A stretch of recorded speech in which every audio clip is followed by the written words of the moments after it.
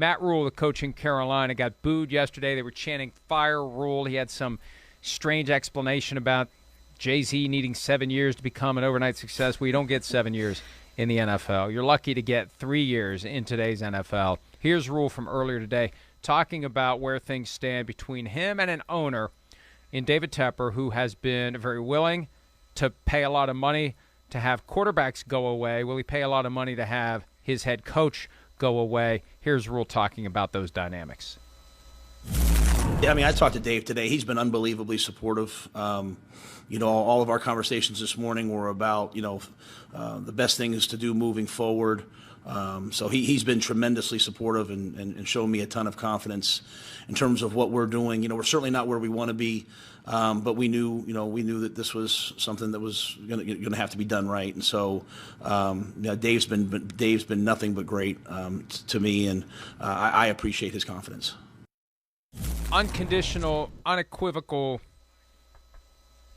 comment from anyone that these guys are going to be back. And maybe it's as simple as no one wants to do it 2 weeks early. They're saying we don't really need a head start. We'd rather have the final 2 weeks. We'd rather just dog paddle through the rest of the season and then do it in the usual time. So maybe it's just that simple, that teams don't want to break from the usual way of doing it, or maybe they want to have the final 2 weeks to see how these guys do under pressure. I mean, if you're on the fence, how a guy works the next couple of weeks, if your job's riding on it, well, that's the same kind of stakes as being in the playoffs, chasing a Super Bowl. You're trying to secure yourself. I don't know. I guess I could see an owner wanting to see how a coach performs in a setting like this. And if the Panthers can get a couple of wins, if they can beat the Bucs in Week 18 while the Bucs are trying to nail down whatever spot they're trying to get in the playoff tree, then maybe that would be a factor in making your final decision. This guy had his back against the wall. He knew his butt was on the line, and he won 2 games to end the season. So there still are 2 more data points out there, pretty important data points that can be harvested. Well, and Mike, I don't think the 7-year mention that Matt Rhule had was by coincidence, because guess how long his contract is? 7 years. So I think that was intentional that he mentioned that, but you're right, that doesn't matter. He could go more quickly. There's one thing I want to talk about. I didn't get a chance to talk about it with you last week, but this kicking competition, remember Zane Gonzalez before last week's game got hurt in pregame warmups, okay? I have a huge problem with what the Panthers did. They had a kicking competition before the game. They threw out, 3 or 4 players. It was a joke, all those players they had. My initial thought was, you don't know who your backup kicker is? Can you imagine Bill Belichick not knowing who his backup kicker was?